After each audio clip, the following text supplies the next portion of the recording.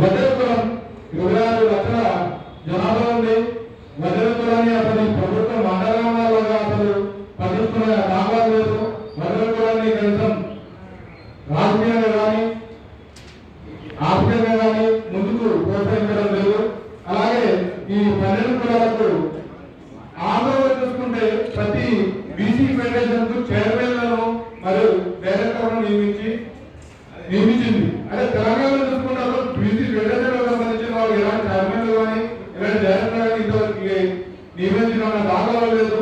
అందుకే ఇక్కడైనా ఈ 12 బీసీ ఫెడరేషన్ కులాలకు త్వరగా ఈ 12 బీసీ ఫెడరేషన్ కులాలను గురించి ఆలోచించి ఏదైనా మంచి నిర్ణయం తీసుకోవాలని కోరుకుంటున్నాం. Thank you.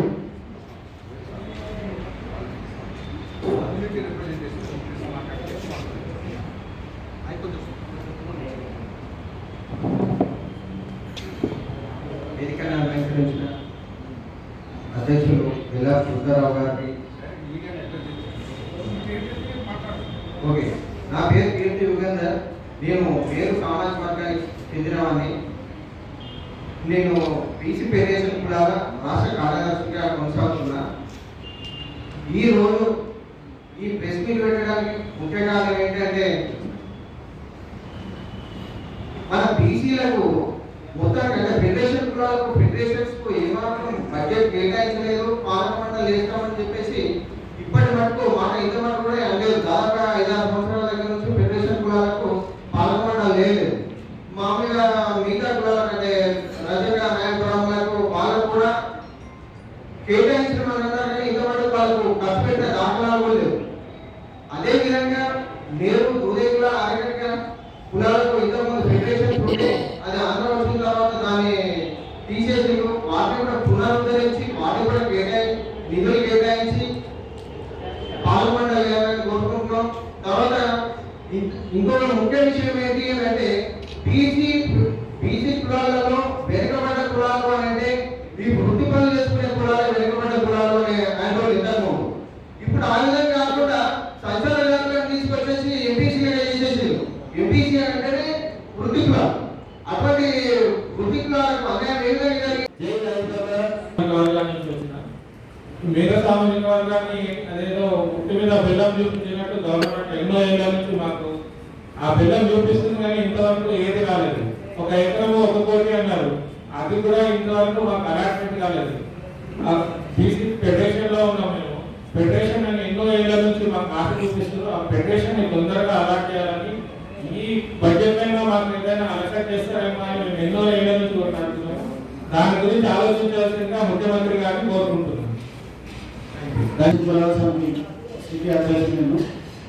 ఇప్పటి వరకు మా ఫెడరేషన్ తరఫున మా అందరి పిల్లలు అభిప్రాయాలు ఏ విషయం మాట్లాడారో ఆ విషయాన్ని కాస్త మీడియా వాళ్ళు కొంచెం దయచేసి చేరేటట్టు మీరు అందరూ మా సహాయకారాన్ని కోరుతున్నాము. మీ ద్వారా చెప్పగలుగుతాము. మీ మీడియాని మాకు ఆయుధము. మీరు ఏదో మాకు ఇక్కడ తీసుకొని రాకుండా కొంచెం మాకు ప్రచారం చేసి మా బాధని మీరు ఈ ప్రభుత్వానికి తెలియజేస్తారని కోరుకుంటూ మీరు ఇక్కడ మీరు విశేషంటే మీరు అనేది చెప్పి ఇప్పుడు మా గౌరవ అధ్యక్షులు నాగేశ్వర గారు మాట్లాడాల్సిందిగా కోరుతారు. ఫెడరేషన్ కులాల గౌరవ నాయకుల ఐక్య వేదిక గౌరవ ఈరోజు ఈ యొక్క ప్రెస్ మీటింగ్ అని 12 ఫెడరేషన్లు మొదలుపెట్టారు.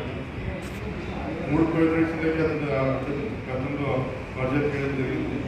మిగతా వారికి ఎక్కడ కూడా బడ్జెట్ అలాగే చేసిన విడుదల చేయడం జరిగింది. ఈ రకంగా ప్రభుత్వాలు రకమైనటువంటి మోసపూరితమైన విధానాలతో ముందుకెళ్తుంది. కానీ ఈ రోజు కూడా స్పష్టంగా చిన్న కులాలకు సాయం చేయడం. అంతేకాకుండా ఈరోజు ఈ వృత్తి కులాలు అనేది అసంఘటిత కార్మికులను బాధిస్తుంది. పొద్దున అదే సాయంత్రం వరకు చొక్కాలు అంటే రెక్కాలు కానీ చొక్కాలు. అటువంటి కులాలు ఈరోజు మన ముందుండి అయ్యా మాకు ఫెడరేషన్ ఏర్పాటు చేశారు, ఫెడరేషన్ ద్వారా మాకు బడ్జెట్ రిలీజ్ చేయండి, ఆ ద్వారా సొసైటీల ద్వారా మాకు లోన్లు ఇవ్వండి, లోన్ల ద్వారా మాకు ఉపయోగపడిందంటే ఈ రోజు వరకు కూడా ప్రభుత్వాలు మేము ఇస్తున్నాము అని చెప్పి చెప్తూనే వస్తున్నారు, కానీ ఇంతవరకు ఇచ్చింది రాగలరు. మరి తెలంగాణ రాష్ట్ర ప్రభుత్వం ఏర్పడి 7 ఏళ్ళు అయిపోయింది, మరి 5 ఏళ్ళు మాత్రం కాలయాపన చేశారు. మరి ఈ 2 ఏళ్ళు కూడా అజమాగా చేయడం సరైన పద్ధతి కాదు. మరి గత సంవత్సరం 250 కోట్లు అన్నారు, మరి అంతకుముందు 200 కోట్లు అన్నారు. మరి ఏ కోట్లలో కూడా ఇక్కడ ఇచ్చినట్టు దాఖలాలు కేవలం అడ్మినిస్ట్రేటివ్ ఎక్స్పెండిచర్ కిందనే 20 కోట్లు ఇచ్చారు. అంటే వాళ్ళ వరకే పరిమితం, మా వరకు రాలేదు. దయచేసి మీ ద్వారా నేను ప్రభుత్వం తెలియజేసేది ఎప్పుడైతే జీవోలు ఇష్యూ చేసి జీవోల ద్వారా ఫెడరేషన్ ఏర్పాటు చేసిన ఫెడరేషన్లకు మొదలు బడ్జెట్ రిలీజ్ చేయండి. బడ్జెట్ చేయడం కాకుండా మరి పాలక మండలి కూడా ఏర్పాటు చేసి ఆ పాలక మండలం ద్వారా ఆ కులాలకు న్యాయం చేయాలి. అంతేకాకుండా 2017 లోపల నాయక బ్రాహ్మణులకు ప్రగతి భవన్ లోపలనే బీసీ కులాల సమావేశం ఏర్పాటు చేసి అక్కడ స్పష్టంగా సీఎం చంద్రశేఖర్ గారు స్పష్టంగా తన నోటితో చెప్పడం జరిగింది. ఏంటిది, నేను నాయకులకు దేవాలయంలో పనిచేసే చౌరకాలకు ఉద్యోగాలు రెగ్యులర్ చేశాను. ఇంతవరకు కూడా 3 ఏళ్ళు దాటినా కూడా 3 రోజుల్లో జీవో ఇష్యూ చేయించాలనే వ్యక్తి 3 ఏళ్ళు దాటినా కూడా ఇంతవరకు జీవోలు కానీ వాటి అంటే ప్రభుత్వ ఉత్తర్వులు కానీ ఇచ్చిన దాఖలాలు. అంతేకాకుండా మరి చౌరకాలు చేసిన పేదవాళ్లకు గ్రామాలలో కూడా మోడల్ బంకులు ఏర్పాటు చేసి వాళ్ళకి మోడర్న్ టైప్ ఏర్పాటు చేసి చెప్పి పెద్ద ఎత్తున హామీ ఇవ్వడం జరిగింది. మరి అక్కడి మహానుభావుడు మరి ఇంతవరకు కూడా ఒక్క బంకు కూడా ఏర్పడిన దాఖలాలు. ఆ మధ్యకాలంలో కూడా అలా మన జగం పెట్టిన ఒక హాల్లో అంటే వర్క్షాప్ ఏర్పాటు చేసి ఆ వర్క్షాప్ ఏర్పడడం జరిగింది. అయినా ఆ వర్క్షాప్ అంతవరకే ముగిసిపోయింది. కానీ ప్రాజెక్టులో కానీ నాయకులకు కానీ మిగతా ఇతర కులాలకు కానీ ఎక్కడ కూడా సహకరించినట్టు దాఖలాలు కనబడలేదు.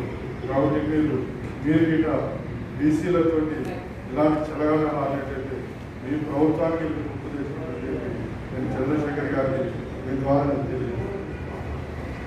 అందులో కాకుండా గంగుల కమలాకర్ గారికి బీసీ మినిస్టర్ గారు గౌరవ వారికి వారు కూడా గత నెల నుండే చెప్పడం జరుగుతుంది.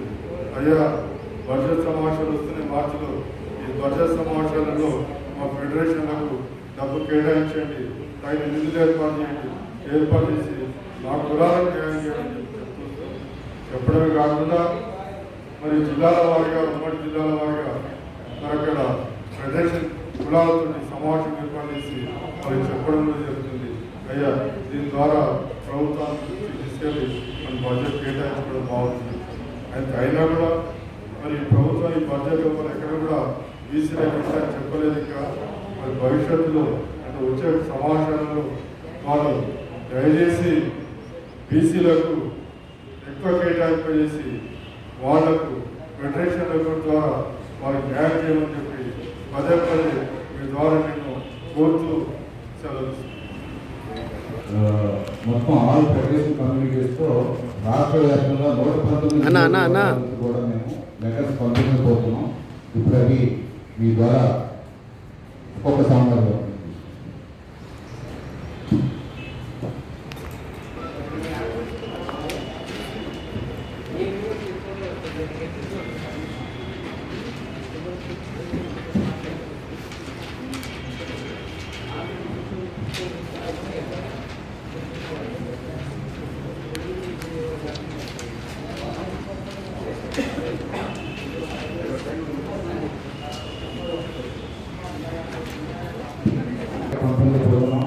అది ఈ కార్యక్రమం అనంతరం అందరూ కూడా ఈ సమాచారాన్ని రాష్ట్ర వ్యాప్తంగా అమలు జరుపుతారు.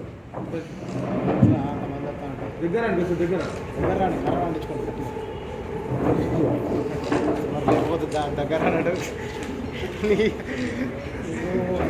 అన్న గట్టిగా స్ట్రాంగ్గా ఉండాలి గవర్నమెంట్. ఈరోజు తెలంగాణ రాష్ట్రంలో 2021-22 సంవత్సరానికి గాను మార్చి 18 నిన్న ఉదయం 11:30 గంటలకు మరి ప్రవేశపెట్టినటువంటి బడ్జెట్లో మా యొక్క అత్యంత వెనుకబడిన బీసీ సామాజిక వర్గాల యొక్క మనోభావాలని ఈరోజు మేము ఈ మీడియా ద్వారా తెలియజేస్తూ ప్రధానంగా నాయ బ్రాహ్మణ, రజక, వడ్డెర, సగర, భట్రాజు, బలిజ, బోయ, విశ్వబ్రాహ్మణ, కుమ్మరి, మేదరి, గంగపుత్ర, అలాగే గౌడ అంటే కళ్ళు గీత, మేరు, ఆర్యకటక, దూదేకుల తదితర సామాజిక వర్గాలు లెక్కకు మించి మాకు బడ్జెట్లో ఏముంది అని చెప్పేసి వాళ్ళు మమ్మల్ని ప్రశ్నించడం జరిగింది. ఎందుకు ప్రశ్నిస్తున్నారంటే గడిచిన 7 ఏళ్ళుగా మేము ఒక ప్రతిజ్ఞ చేశాం. మా వెనుకబడిన వర్గాల కోసం మేమందరం కలిసి ఒక సమావేశం ఏర్పాటు చేసుకొని బీసీ ఫెడరేషన్ కులాల సమితి అని ఏర్పాటు చేశాం. అందుకని ప్రతి జిల్లాలో, ప్రతి నియోజకవర్గంలో, ప్రతి మండలంలో ఈరోజు గ్రామ స్థాయిలో కూడా మా పరిస్థితి ఏంటి, బడ్జెట్ మా కోసం లేదా, మేము పన్నులు కట్టట్లేదా, మరి పన్నులు కట్టినటువంటి ప్రజలుగా ఈ యొక్క దేశ పౌరులుగా మరి స్వతంత్రం అందరికీ వచ్చింది కదా, ఈ బడ్జెట్ మరి బడ్జెట్లో మమ్మల్ని ఎందుకు గుర్తించట్లేదు అంటే రాజకీయంగా మాకు ఏ రకమైనటువంటి అసెంబ్లీలో రిప్రజెంటేషన్ లేదు కాబట్టి మా గురించి ఎవరు మాట్లాడరన్నమాట అని మాకు అర్థమైందని చెప్పేసి మా మీద విపరీతమైన ఒత్తిడి తీసుకొచ్చిన తర్వాత మేము మా ప్రజల పక్షాన, మా సామాజిక వర్గాల పక్షాన రెక్కాడితే కానీ డొక్కాడలేని ఈ వర్గాల పక్షాన మేము విజ్ఞప్తి చేస్తున్నాం. అయ్యా తమరిని బోళాశంకరుడు అంటారు, రాష్ట్ర ముఖ్యమంత్రి గారికి మేము విన్నవించుకుంటున్నాం. బోళాశంకరుడు అని చెప్పేసి స్వయంగా మరి కవితక్క మాకు చెప్పింది. నిజంగా అది నిజమైతే రేపు జరగబోయేటటువంటి అసెంబ్లీ సమావేశాలు ముగింపులోగా మాకు ఇమీడియట్లీగా ఈ సామాజిక వర్గాలకి ఫెడరేషన్లు ఏర్పాటు చేయండి. ఫెడరేషన్లు ఏర్పాటు చేస్తే మాకు పాలక మండళ్ళు వస్తాయి. పాలక మండలి లేకుండా నామినేటెడ్ పోస్టుల నుంచి మా యొక్క ఉనికిని మేము ప్రభుత్వానికి తీసుకెళ్లే అవకాశం మాకు లేకుండా కేవలం ఎమ్మెల్సీలకు మాత్రమే మీరు పరిమితం అయితే మేము ఎట్లాగూ ఓటర్లుగానే మమ్మల్ని చూసి మమ్మల్ని అక్కడికే పరిమితం చేయాలని మాత్రం మీరు ఆలోచన చేయకండి. ఎందుకంటే ఈ వర్గాల యొక్క మీరు ఆలోచించాల్సినటువంటి అవసరం ఉంది. ఇది సరైన సమయం. ఈ బడ్జెట్లో మీరు సరైన నిర్ణయం తీసుకోకపోతే ఇక ఈ వర్గాలను ఆపడం మా వల్ల కూడా కాదు. మేము క్లియర్గా చెప్తున్నాం. అయ్యా ప్రతి జిల్లాలో కూడా ఈ సామాజిక వర్గాల్ని కూర్చోబెట్టి సమావేశాలు పెట్టి మంత్రి గారి దృష్టికి తీసుకెళ్ళినటువంటి వ్యక్తులం మేము. ఏదో లెటర్హెడ్ సంఘంగా మమ్మల్ని భావించకండి. మేమేమీ ఆశించట్లేదు. మేము ఏ ఒక్క పార్టీకి కూడా మేము అనుబంధం కాదు. మేము స్వచ్ఛందంగా మా వర్గాల కోసం ఒక నాన్ గవర్నమెంట్ ఆర్గనైజేషన్గా మాత్రమే మేము మీ ముందుకు వచ్చాం. మమ్మల్ని నమ్మండి, మమ్మల్ని విశ్వసించండి. నిన్న బడ్జెట్ చూసిన తర్వాత రాష్ట్ర వ్యాప్తంగా వారిలో ఉండేటువంటి ఆవేదనని ఈ వేదిక ద్వారా, మీడియా ద్వారా మీ ముందుకు తీసుకొస్తున్నాం. దయచేసి మాకు న్యాయం చేయండి. మేము సామాజిక వర్గానికి కనీసంగా 200 కోట్ల రూపాయలు చెప్పన మీరు ప్రకటించిన ఏ ఫెడరేషన్లు అయితే ఉన్నాయో ఆ ఫెడరేషన్లకు ఉన్నటువంటి అధికారులు సాక్షిగా వాళ్ళకి పని కల్పించండి. వాళ్ళ ద్వారా మరి ఫెడరేషన్లకి సొసైటీలు ఏర్పాటు చేసుకొని వాళ్ళు కూడా వాళ్ళ యొక్క జీవనోపాధిలో భాగంగా వృత్తుల్ని మరి నిర్వహించుకునే విధంగా ప్రభుత్వం బీసీల్లో అత్యంత వెనుకబడినటువంటి ఈ యొక్క సేవా కులాలు, ఈ ఉత్పత్తి కులాలు వెంబడి మీరు ఉన్నారని నిరూపించుకోవాల్సిన అవసరం ఆసన్నమైంది. మీరు న్యాయం చేస్తారని ఆశిస్తున్నాం.